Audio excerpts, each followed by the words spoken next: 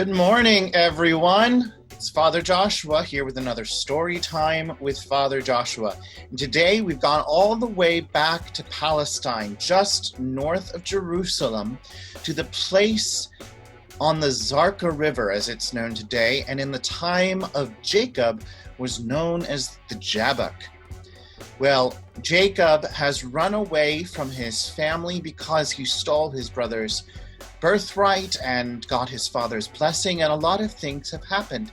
He found some wives and kids and is now coming back home. And on his way, he crosses the river Jabbok, or the Zarka River, and there meets somebody heavenly. So that's our story today here at the Jabbok River, or the Zarka River in Palestine. Are you ready? Our story again comes from the Spark Story Bible, and this is Jacob Wrestles. Jacob was on his way home from a long trip and stopped to sleep by a river one night. During the night, a man woke Jacob up and began to wrestle with him. Jacob was surprised. "Who is this?" he wondered. "What does he want?" After wrestling all night, the man begged Jacob to let him go. "No," said Jacob, "not until you have blessed me." The man asked, "What is your name?" Jacob told him. Then the man blessed Jacob and said, "Now you will have another name, Israel.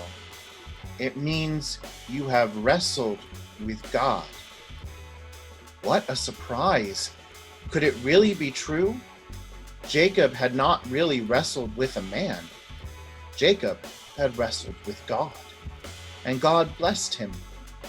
Jacob hurried the rest of the way home. What a story he had to tell his family. Wow, that is pretty incredible. To all your life have never met God, only knew about God, and then one night to wrestle with God and receive God's blessing from God's self. Well, isn't that an interesting story? And this is where it happened. So I want you to go and ask someone to try and wrestle with you. Not really hard, but just for fun. Ask an adult to watch. How long can you go before you get tired? Now remember, Jacob wrestled all night.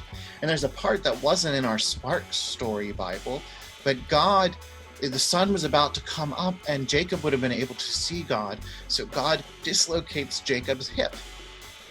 He knocked it out of socket so that Jacob would stop wrestling with him, and then gives him his blessing. So that meant for the rest of his life, Jacob had a limp because his hip was out of joint.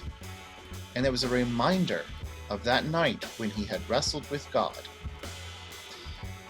Well, I hope you enjoyed today's story. Next week, we're going to jump back into the parables and into the gospel stories.